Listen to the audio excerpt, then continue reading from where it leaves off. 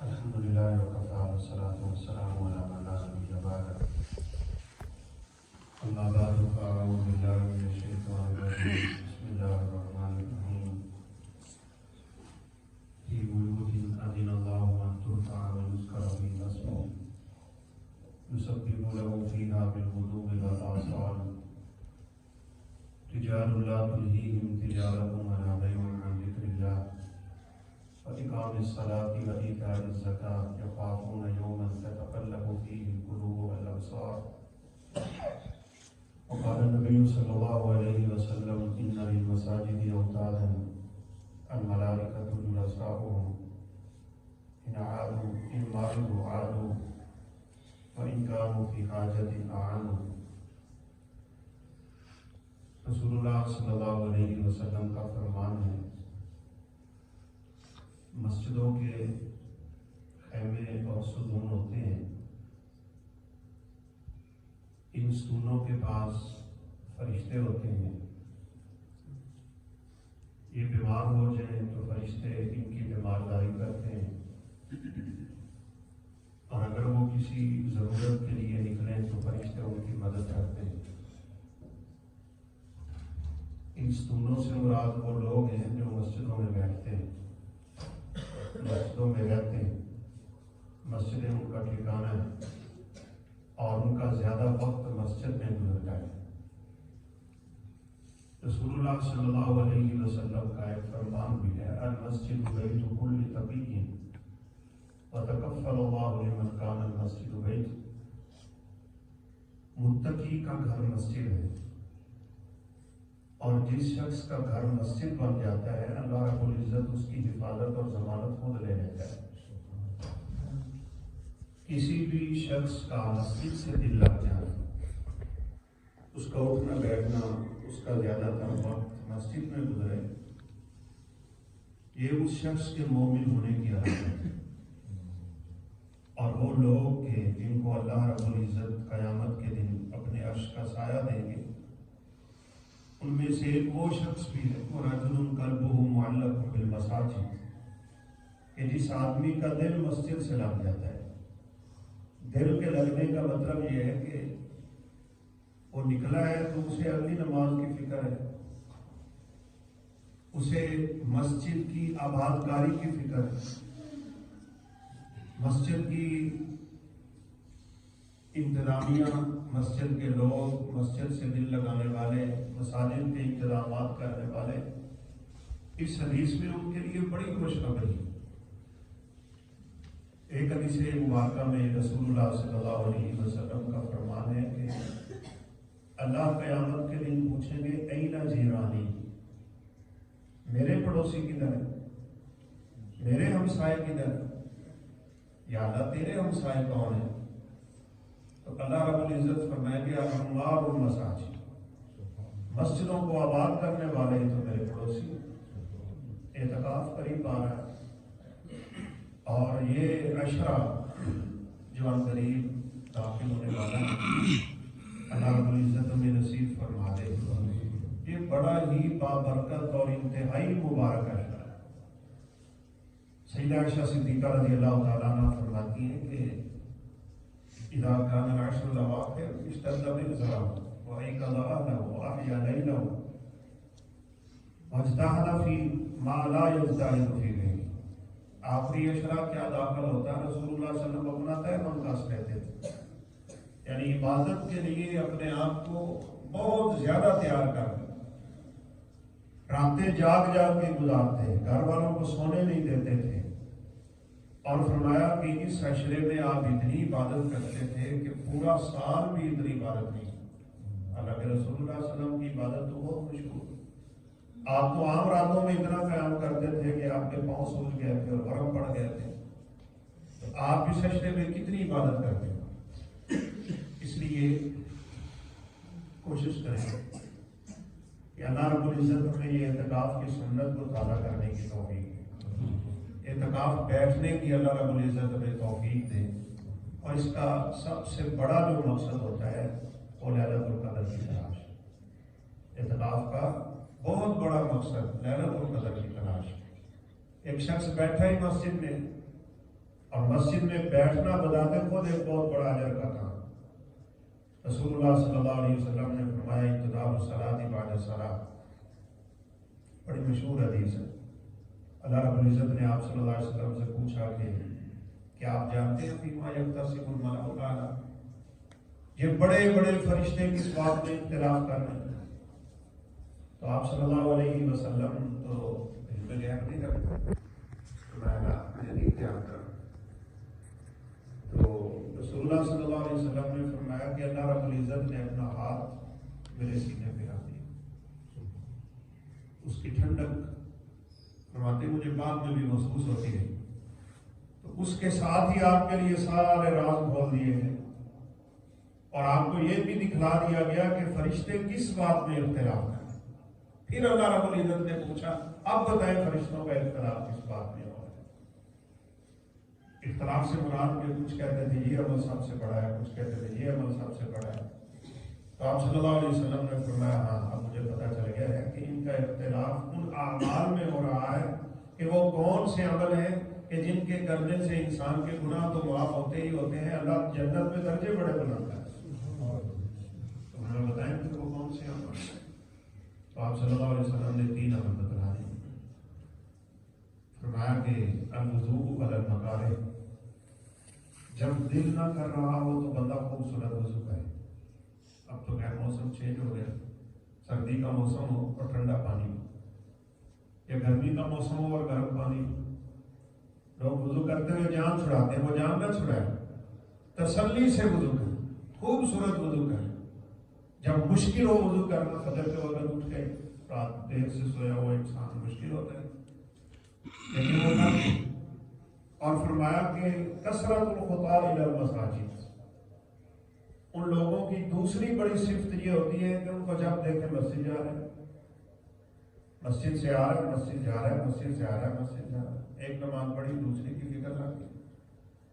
ان کے یہ قدم جو ہوتے ہیں، بالخصوص جو جمعہ کے بارے میں روایت ہے وہ تو کمال، جو آپ صلی اللہ علیہ وسلم نے فرمایا کہ غسل کرے، مسواک کرے، خوشبو لگائے، تیل لگائے، اچھا لباس پہنے، اول وقت میں آئے، پیدل چل کے آئے، امام کے قریب بیٹھے، غور سے خطبہ سنے، تو فرمایا اس کو ہر قدم کے بدلے 1 سال کے روزے اور 1 سال کے تہجد کا ثواب ملتا ہے، ہر قدم کے بدلے۔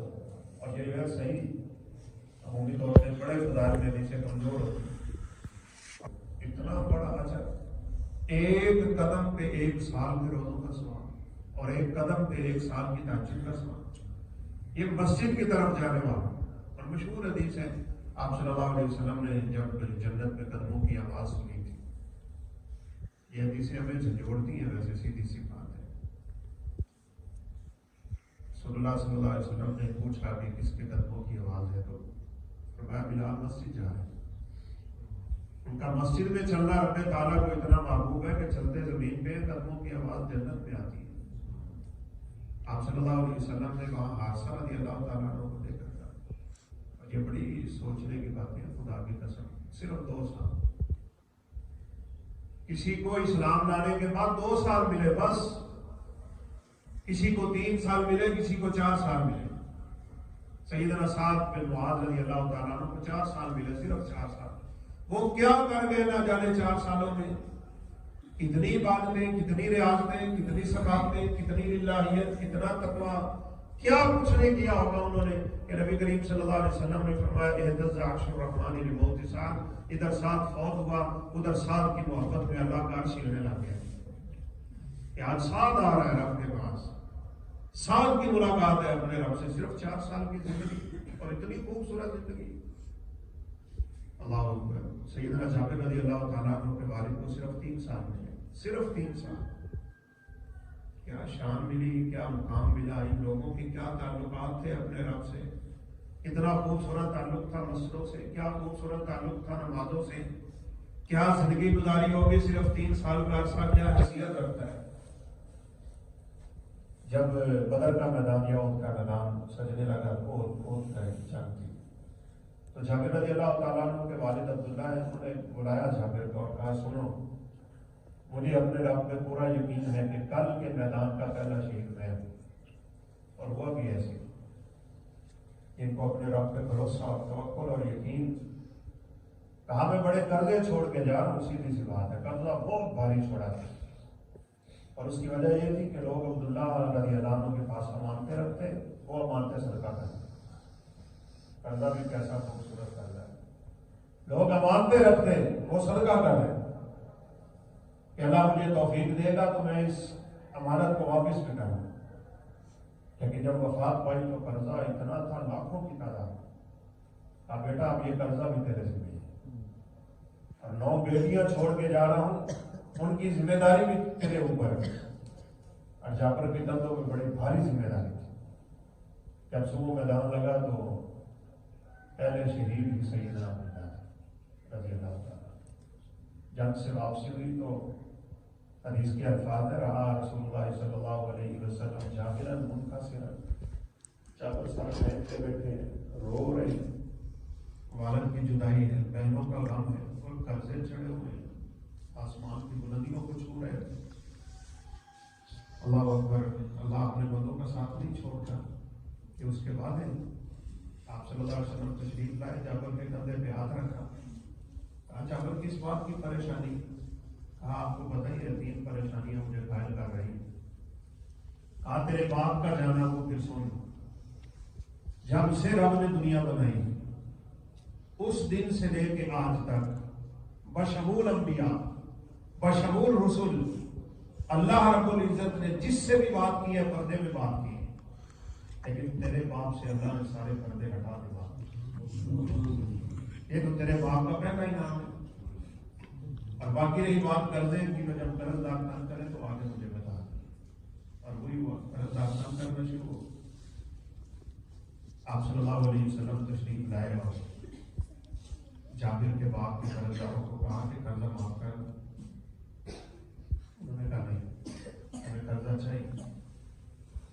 आप सल्लल्लाहु अलैहि वसल्लम ने सैयदना जाबिर से पूछा तुम्हारी कोई खजूरें उतरी? वो तो सिर्फ इतनी सी खजूरें मेरी उतरी हुई है कि इनमें से मैं किसी एक का भी कर्ज नहीं उतार सकता। यहाँ तो लाइन लग गई है लोगों की। आपने फरमाया तुम चलो अपने बाग में, मैं भी आ। जिन्होंने कर्जा लेना था कहा तुम भी आ जाओ।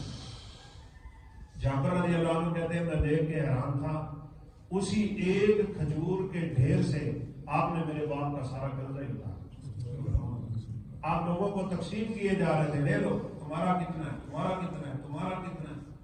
एक ही ढेर था, जूं का तुम रहा, मेरे बाप के कर्जे सारे उतर गए और अल्लाह ने उन खजूरों के ढेर में मेरे लिए बरकत भी कमाल रखी। इन्नल्लाह ला युज़ीउ अजरल मुहसिनीन, अल्लाह नेकी करने वालों की नेकियां ज़ाया नहीं करता। इसलिए हमें भी कुछ सोचना है। वैसे सीधी सी बात है, हमने इस्लाम में कितनी जिंदगी गुजार ली है, हमारा क्या हाल है, हमारे अमाल कैसे, हमारा रब से ताल्लुक कैसा।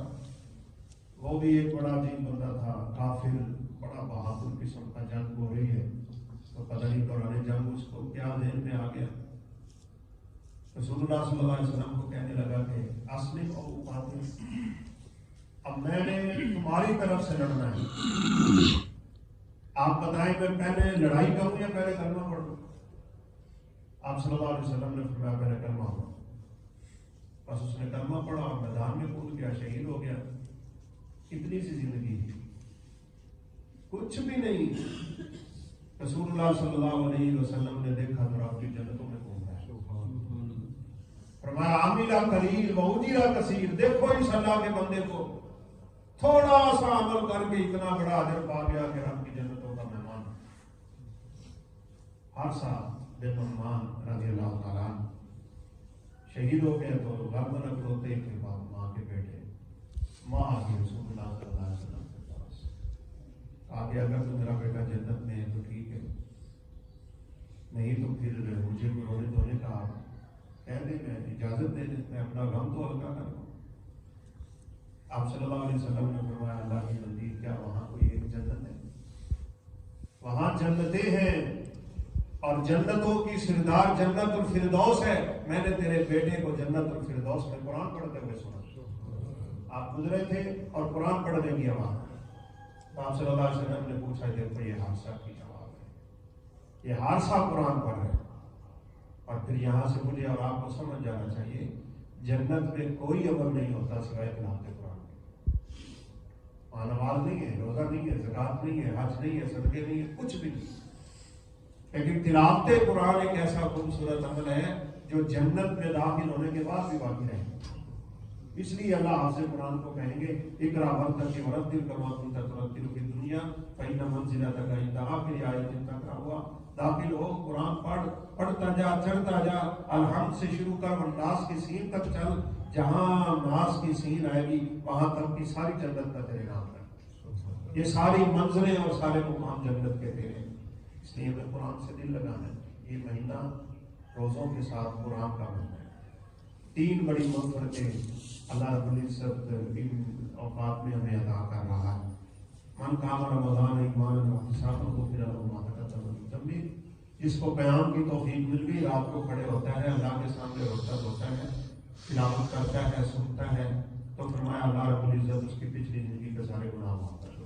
من قام واحتسابا غفر له ما تقدم من ذنبه، جس نے روزے رکھے اس کے بھی گناہ معاف ہو گئے۔ اور تیسرا عمل الحمدللہ آگے آ رہا ہے، اگر کچھ سستیاں ہوگی اور انسان ہے ہو جاتی ہیں، آگے اللہ رب العزت ہمیں ایک رات نصیب کرنے لگے ہیں جس کو لیلۃ القدر کہا جاتا ہے۔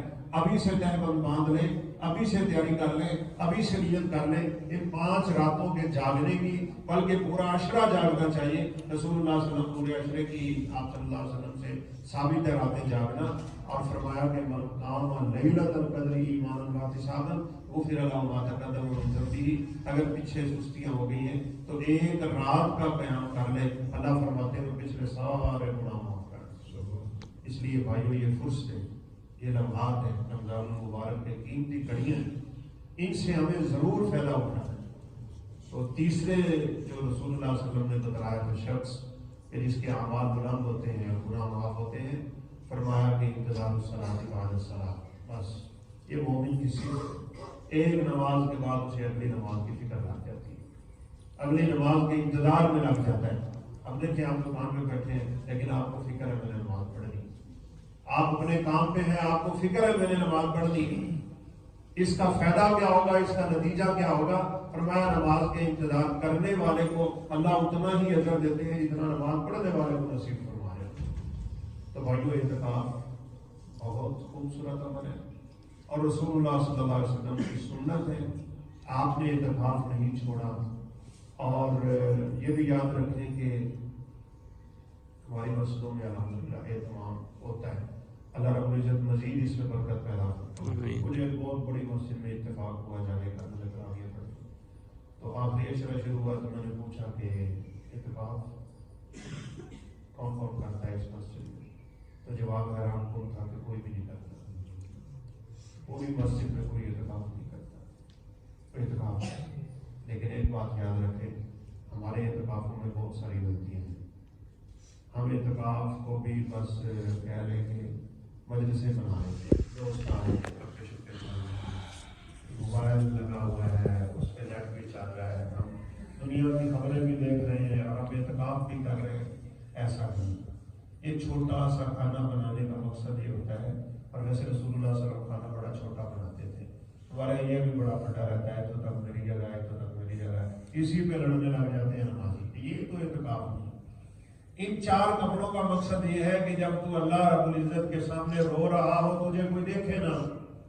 ہم پوری سونے کی جگہ گھیر رہے ہوتے ہیں، بھائی اعتکاف سونے کے لیے تھوڑی، اس وقت میں تو بنا ہوئے تھے میری جگہ۔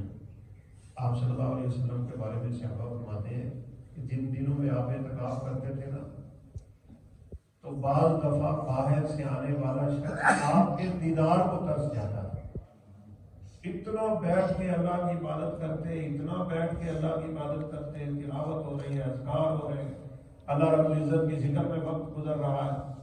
فرماتے ہیں کہ آپ کے دیدار کا بھوکا انسان آپ کے ان 4 کپڑوں کے بعد بیٹھا رہتا تھا۔ بیٹھے بیٹھے جب آپ صلی اللہ علیہ وسلم نفل ادا کرنے لگتے نا، تو کھڑے ہو کے جب قیام شروع کرتے تو کپڑوں سے سر مبارک تھوڑا سا اوپر نکلتا تو آنے والا آپ کا دیدار کر لیتا ہے۔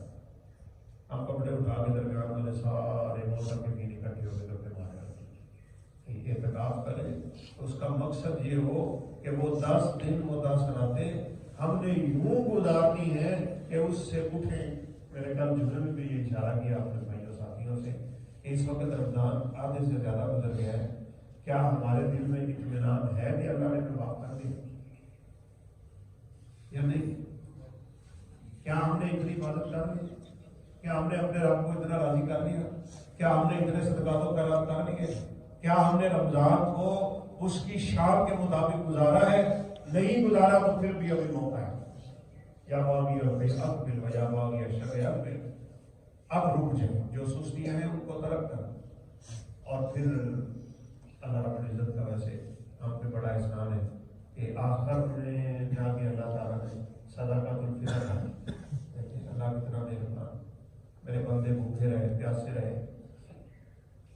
بس میں نے ایک کتاب میں پڑھا کہ یہ اللہ رب العزت کو بھوکا پیاسا رکھنے کی ضرورت تو نہیں ہوتی، لیکن اللہ رب العزت کے فرشتے جو بھوکے پیاسے رہتے ہیں تو اللہ چاہتے ہیں میرے بندے بھی اسی طرح رہیں تاکہ ان کے اندر بھی وہ صفتیں پیدا ہو جائیں جو میں نے اپنے فرشتوں میں رکھی.